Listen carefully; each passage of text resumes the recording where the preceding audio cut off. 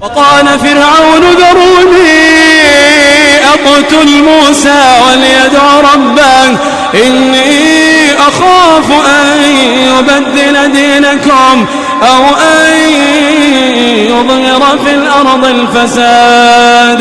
وقال موسى إني عذت بربي وربكم. C'est ça, comme tu dis, c'est exactement ça le livre, la croyance des gens de la Sunna, Aqidatu Ahlus Sunna. Donc le livre il est traduit en français, d'accord, mais le livre qu'on explique maintenant, c'est l'explication de ce livre. Et l'explication du livre, elle est écrite par le cheikh lui-même, c'est-à-dire le cheikh Mohammed ibn Salih al-Uthaymin. Il a écrit lui-même l'explication de son livre, de son propre livre. Il a fait des cours pour l'expliquer, et il explique mot par mot, phrase par phrase, chaque chose qu'il a dit dans ce livre-là. Chaque verset il explique, chaque hadith il explique, chaque détail il explique. S'il a cité des paroles des ulama, il explique. Donc il a tout expliqué son livre, morceau par morceau. Et donc c'est ça qu'on va lire ensemble maintenant. Donc si vous voulez, vous pouvez suivre aussi avec ce livre-là. Il y en a d'autres, je crois, sur le bord de la fenêtre, d'autres copies de ce livre aussi. Donc c'est très bénéfique. Jazakallahu khairan, Abdurrahman, tu m'as rappelé qu'on avait le livre avec nous.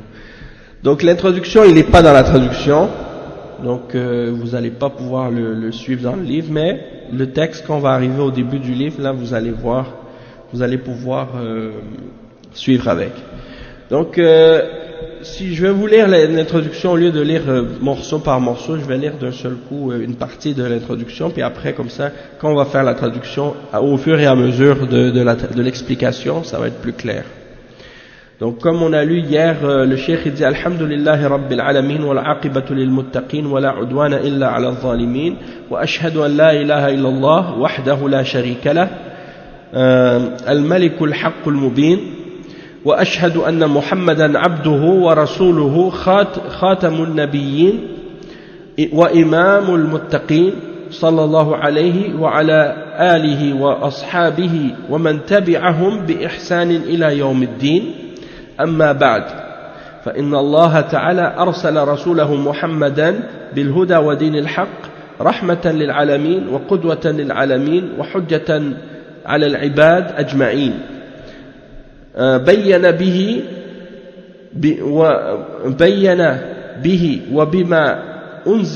بما أنزل عليه من الكتاب والحكمة كل ما فيه صلاح العباد واستقامة أحوالهم في دينهم ودنياهم من العقائد الصحيحة والأعمال القويمة والأخلاق الفاضلة والآداب العالية فترك أمته صلى الله عليه وسلم على المحجة البيضاء ليلها كنهارها لا يزيغ عنها إلا هالك فصار على ذلك أمته الذين استجابوا لله ورسوله صلى الله عليه وسلم وهم خيرة الخلق من الصحابة والتابعين والذين اتبعوهم بإحسان فقاموا بشريعته وتمسكوا بسنته وعضوا عليها بالنواجذ عقيدة وعبادة وخلقا وأدبا فصاروا هم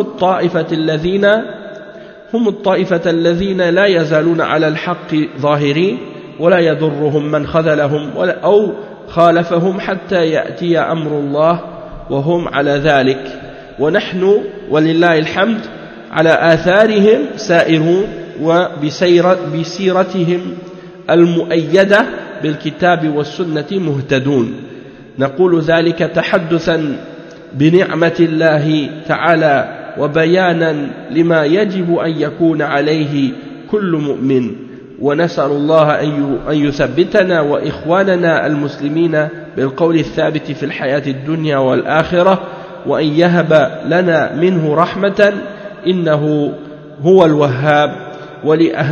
ولأهمية هذا الموضوع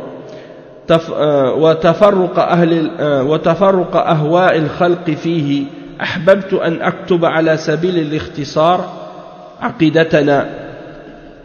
عقيدة أهل السنة والجماعة وهي الإيمان بالله وملائكته وكتبه ورسله واليوم الآخر والقدر خيره وشره سائلا الله تعالى أن يجعل ذلك خالصا لوجهه وموافقا لمرضاته نافعا لعباده. Donc ça c'est la fin de l'introduction. Après il dit aqidatuna. Donc tout ça, ce qu'on a lu, on va traduire maintenant. Après on va expliquer mot par mot qu'est-ce que le cheikh il a expliqué pour clarifier la signification de cette introduction. C'est une introduction générale parmi les introductions qu'on retrouve dans les livres des ulama de l'islam. Il dit louange à Allah le Seigneur des mondes, et la bonne fin appartient, la bonne conclusion est pour les pieux, et nulle transgression ou nulle hostilité excepté contre les injustes. Je témoigne que rien ne mérite d'être adoré excepté Allah, lui seul, sans partenaire, sans associé. Il est le roi, la vérité claire, et je témoigne que Muhammad sallallahu alayhi wa sallam, il est son serviteur et son messager, le dernier des prophètes, le guide des pieux, paix et salut sur lui, sur sa famille et sur ses compagnons et tous ceux qui l'ont suivi de la meilleure manière jusqu'au jour de la résurrection. Ensuite, Allah subhanahu wa ta'ala a envoyé son messager Muhammad sallallahu alayhi wa sallam avec la guidance et la religion de vérité comme miséricorde pour les mondes, comme un modèle à suivre pour les pratiquants, une preuve qui a été établi sur tous les serviteurs et les êtres humains, qui clarifie par ce qu'il a ramené et ce qui a été révélé sur lui du livre de la sagesse, tout ce que les serviteurs ont besoin pour y aller vivre une vie sur la droiture et dans le bien, dans les différents états, dans leur religion et dans leur vie d'ici-bas, dans leur religion et dans les affaires de la dunya, et qui clarifie les croyances authentiques et les bonnes œuvres droites et les bons comportements et les bonnes manières élevées. Il a laissé sa umma sur une voie qui est éclatante et claire. Sa nuit est équivalente à son jour. Nul ne s'en écarte excepté celui qui périt. Et sa nation, sa umma, a suivi cette voie et a répondu à Allah et à son messager. Et ce sont les meilleures créatures parmi les sahaba et ceux qui ont été leurs élèves par la suite et qui les ont suivis de la meilleure façon, la façon la plus parfaite, et qui ont établi sa législation et se sont accrochés à sa sunna et ont mordu dedans avec leurs molaires dans la aqidah, dans la croyance, dans l'adoration, dans le comportement et dans les bonnes manières.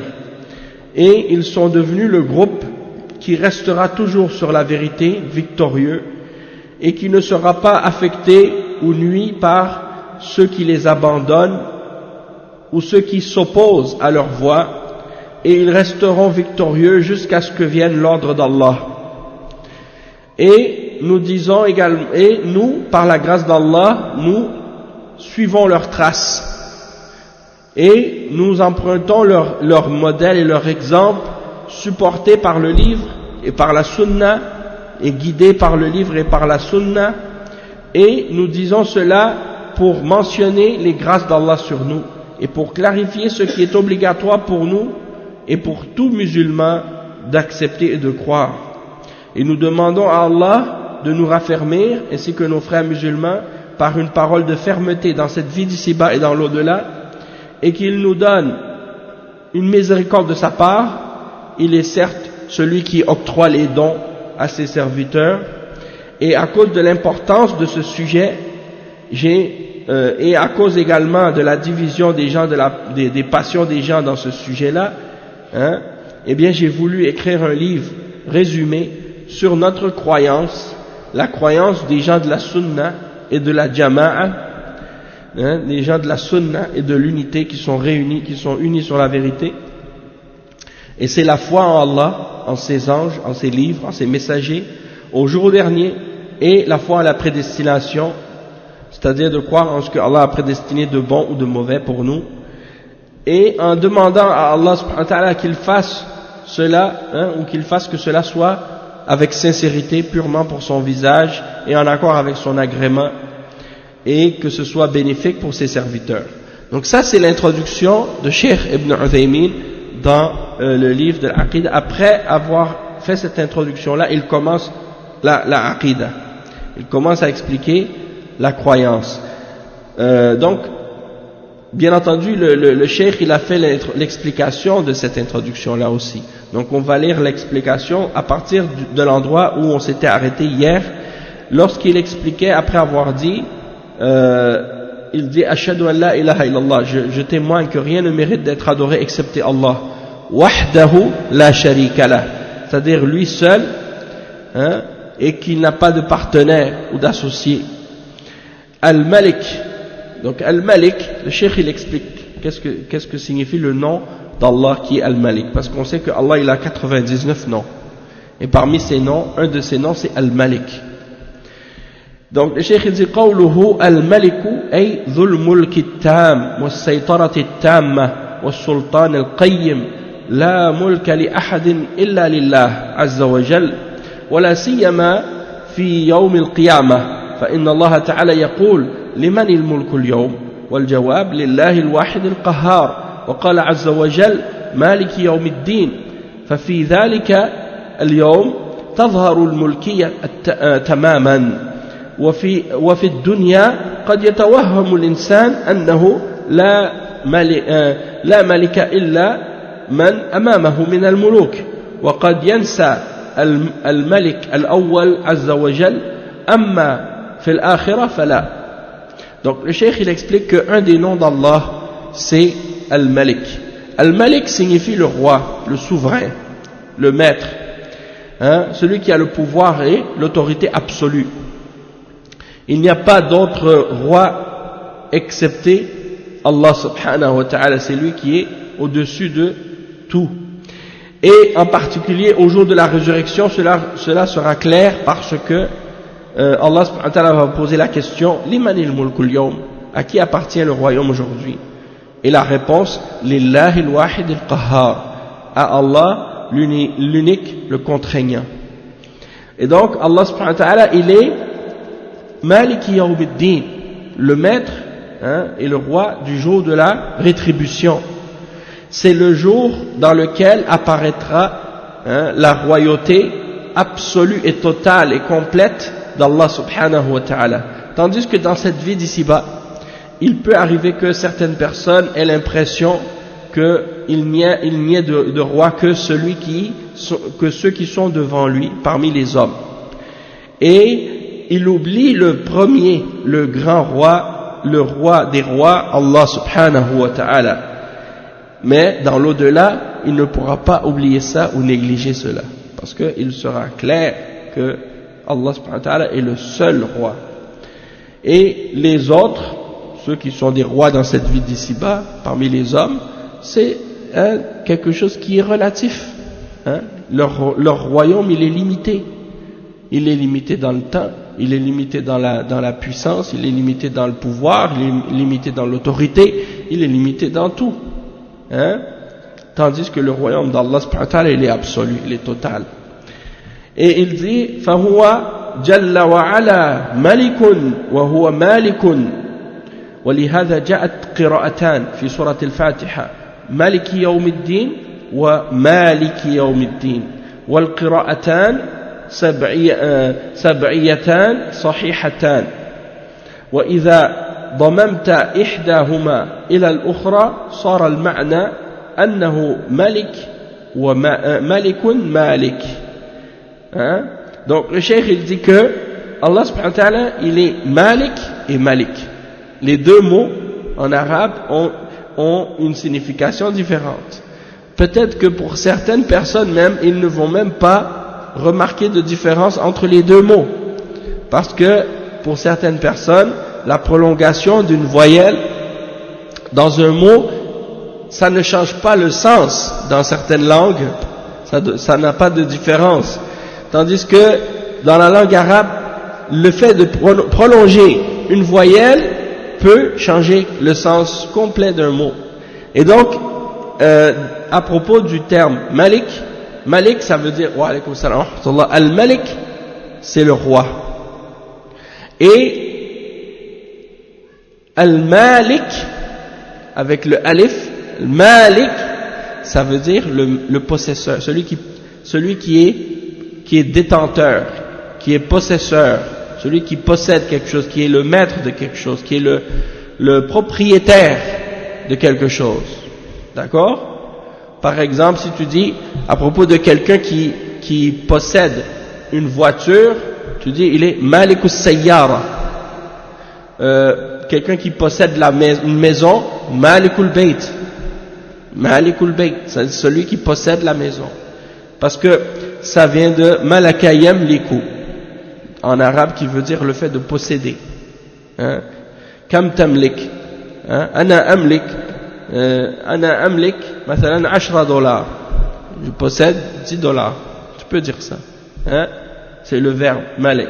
Mais si tu dis malik, le pluriel c'est muluk. C'est les rois, un roi. Malik sans le alif, ça veut dire roi. Hein? Le souverain, le roi, al-malik.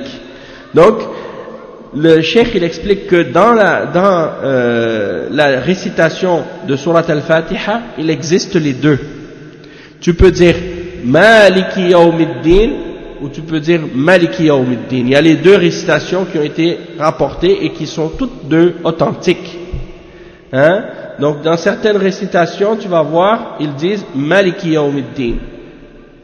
Et dans d'autres récitations, Maliki Yawmiddin. Par exemple, Warsh, je crois que dans la récitation de Warsh, ils disent Maliki Yawmiddin. Ils ne disent pas le alif. Et c'est les gens qui sont au Maghreb, hein, ils récitent la récitation de Warsh, ils disent Maliki Yawmiddin.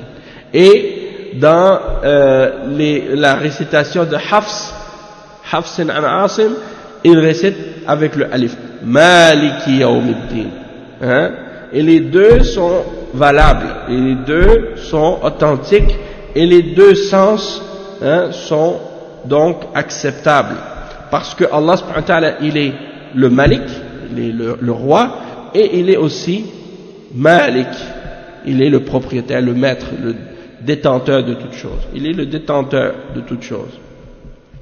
Il dit وَأَيُّهُمَا أَبْلَغُ فِي الْوَصْفِ الْجَوَابِ إِنْ قُلْتَ مَلِكْ أَخْطَأْتَ وإن قلت مالك أخطأت لأن المالك ملكه محدود وأنا أملك مالي وأملك التصرف فيه ولكن ليس لي سلطان سلطان الملك فالملك سلطته عامة ووصفه الملك والسلطان ولكن قد يكون هناك ملك بلا ملك أي أنه ملك ولكن ليس بمالك ويوجد بعض الملوك يكون قاصرا ضعيفا يدبر المملكة سواه فهذا مالك ليس بمالك وهناك مالك ليس بملك وهذا كثير والله عز وجل مالك ولهذا جاءت القراءتان في قوله تعالى مالك يوم الدين فمن أسماء الله تعالى الملك ويكون ذو السلطة العالية العليا التي ليس فوقهما أو ليس فوقها سلطة وليس مثلها سلطة. Donc le cheikh il pose la question et ça c'est la méthode de cheikh Mohammed ibn Salih al-Uthaymin rahimahullah, c'est il aimait poser des questions et questionner ses élèves. Donc il pose la question ayyuhuma ablaghu fil wasf, laquelle des deux significations est plus forte et plus significative dans la description d'Allah subhanahu wa ta'ala de ses noms. Est-ce que c'est le Malik, le roi, ou Malik, le détenteur? Regarde qu'est-ce qu'il explique le cheikh. Il dit, si tu dis que c'est Malik, tu te trompes. Et si tu dis que c'est Malik, tu te trompes. Et il explique pourquoi.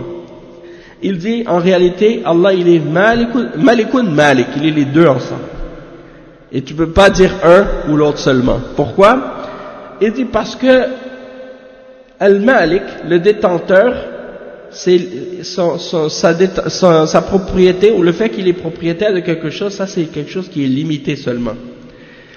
Il dit, moi je peux posséder mes biens, hein, et je détiens la liberté de gérer ma propriété comme je veux, mais j'ai pas d'autorité, j'ai pas de pouvoir, hein, donc je suis pas roi, hein, je suis propriétaire mais je suis pas roi, j'ai pas l'autorité. Tandis que le roi, son pouvoir il est plus général, et sa description, on dit de lui qu'il est le roi, qu'il est l'autorité, qu'il est le pouvoir. Mais il est possible qu'un roi n'ait pas de royaume. Ça existe. Des souverains, un roi par exemple qui n'a pas de royaume. Ou bien, yani, peut-être que tu es un roi, mais tu n'es pas propriétaire. Ça existe. Hein? Et on a eu dans l'histoire des rois qui ont été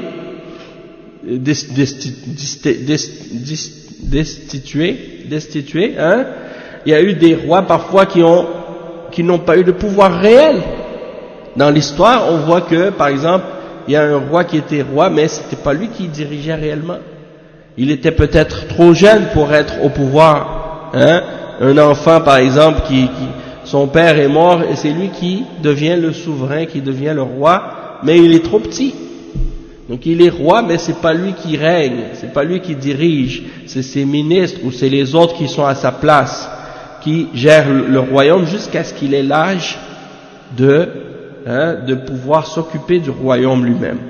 Donc il peut être roi, mais il n'a pas de royaume, il n'a pas de pouvoir, hein, et de même que quelqu'un, hein, il dit, quelqu'un peut être propriétaire, mais il n'est pas roi. Et ça, il y en a beaucoup. Donc, Allah subhanahu wa ta'ala, il est roi et il est maître. Et il est propriétaire en même temps. Et donc, c'est pour ça que les deux récitations sont mentionnées. Maliki yawmiddin et Maliki yawmiddin. Et parmi les noms d'Allah, il y a le nom de Al-Malik. Hein, Allah subhanahu wa ta'ala, il est le détenteur de l'autorité suprême, le souverain ultime, le tout-puissant. Hein. Et donc, il n'y a personne qui a une autorité et un pouvoir comparables. Hein? Donc ça c'est pour ce qui est de Al-Malik. Maintenant, il explique l'autre, Al-Haq, Al-Malikul Haq. Donc un autre des noms d'Allah c'est qu'il est Al-Haq. Allah subhanahu wa ta'ala, il est Al-Haq, la vérité. Wa qawluhu Al-Haq ضد الباطل وهو ضد اللعب وضد اللهو فكله عز وجل حق والحق هو الثابت الجدير بالأمر والله تعالى ألوهيته وربوبيته حق وهو جدير بذلك جل وعلا وضده الباطل ودليل هذا قوله تعالى ذلك بأن الله هو الحق وأن ما يدعون من دونه هو الباطل وفي الآية الأخرى وأن ما يدعون من دونه الباطل. Donc le cheikh il dit que parmi les noms d'Allah il y a également Al-Haq. Allah subhanahu wa ta'ala il est Al-Haq. Et le contraire de Al-Haq en arabe c'est Al-Batil, c'est-à-dire Al-Haq ça veut dire la vérité. Hein? La vérité. Donc Allah il est la vérité. Et le contraire de la vérité en arabe c'est Al-Batil qui signifie le faux ou qui peut également signifier le jeu ou le divertissement ou l'insouciance. Donc ça c'est le contraire de Al-Haq. Donc Allah subhanahu wa ta'ala il est vérité tout entière et tout de lui est vérité.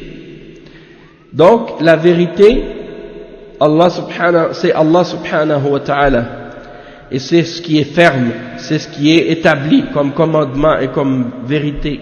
Allah subhanahu wa ta'ala il est véridique et il est vérité. Son droit unique à l'adoration est vérité.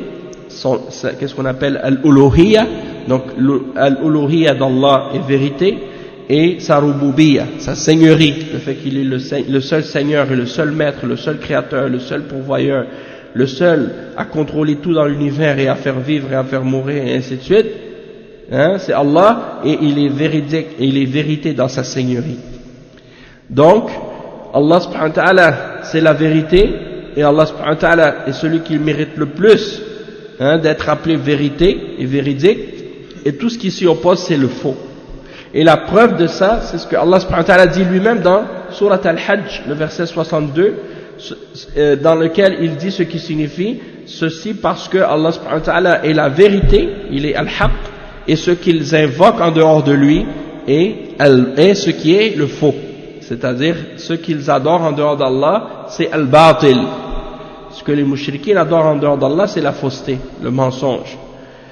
Et dans l'autre verset, dans Surat Luqman, le verset 30, Allah subhanahu wa ta'ala dit, et ce qu'ils invoquent en dehors de lui est le faux. C'est-à-dire, c'est le faux. Le cheikh il dit ensuite, وَالْحَقُّ إِسْمٌ مِنْ أَسْمَاءِ اللَّهِ عَزَّ وَجَلَّ لكنه لا ينبغي أن يكون كما نسمع الآن كثيرا من المتأخرين قال الحق بدلا من قال الله فإن الله أشرف الأسماء فيقول قال الله لأنه جاء في القرآن كثيرا قال الله أما أن يقال قال الحق فإنه لا يعطي الهيبة التي يعطيها أو تعطيها قال الله. Donc il dit, un des noms d'Allah c'est Al-Haq. Il fait partie des noms d'Allah, mais il ne faut pas dire comme certaines personnes quand il parle, il dit la vérité a dit. Al-Haq, qala Al-Haq, en voulant dire Allah a dit. Comme si au lieu de dire le nom d'Allah, Allah a dit, ils disent Al-Haq a dit.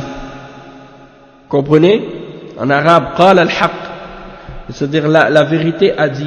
Al-Haq, qal. Le cheikh il dit, il ne faut pas dire ça. Parce que Allah subhanahu wa ta'ala dans le Coran, il dit qal Allah. Allah a dit. Et le nom Allah, c'est le plus noble des noms. Le nom Allah, c'est le plus noble des noms. Et donc, on le retrouve plusieurs fois dans le Coran mentionné ainsi, qal Allah. Mais si tu dis qal al-haq, ça ne donne pas le même effet de crainte et de respect que lorsque tu dis qal Allah. Si tu dis qal al-haq, même que des fois ça peut peut-être même induire en erreur.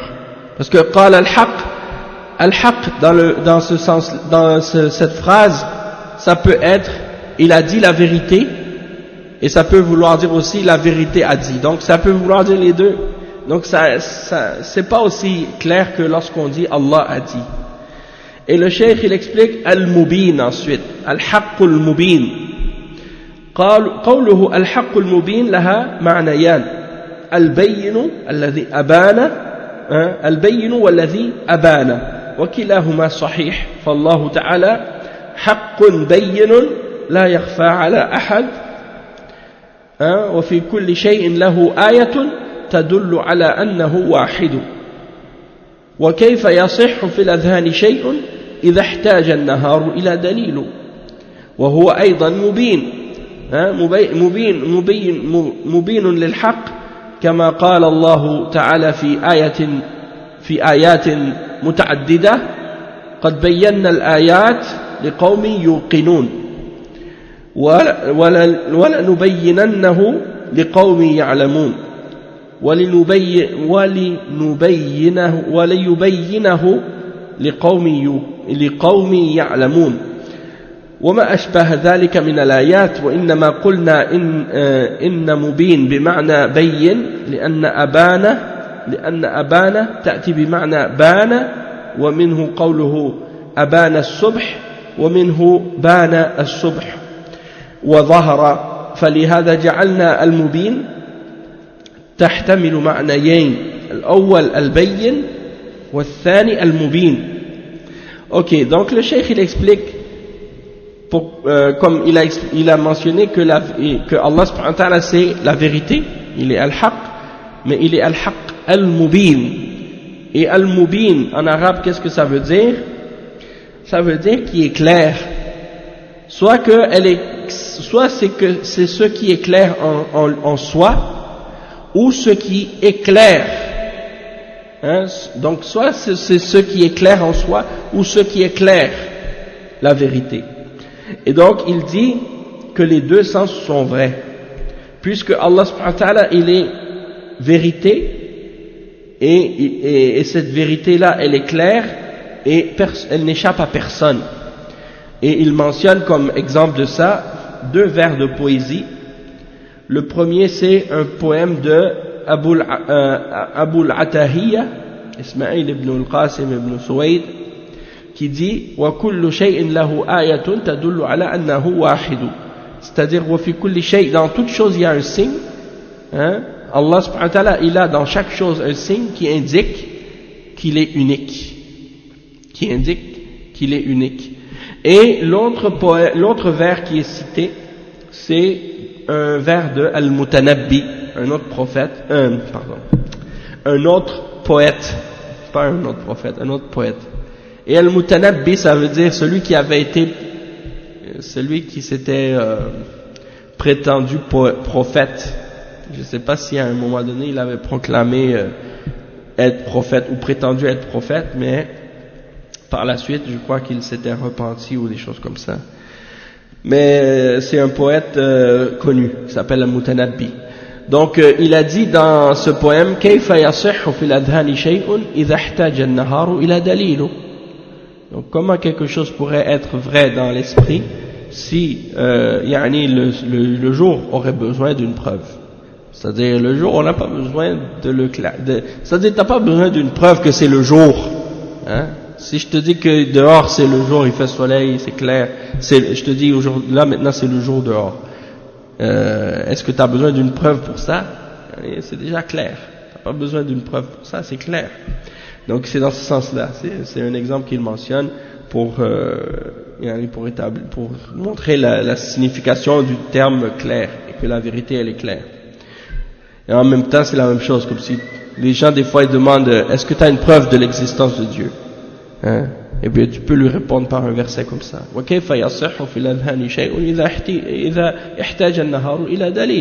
Est-ce que le jour a besoin, hein, le jour a besoin d'une preuve pour établir que c'est le jour? Non, c'est clair que le jour il est là.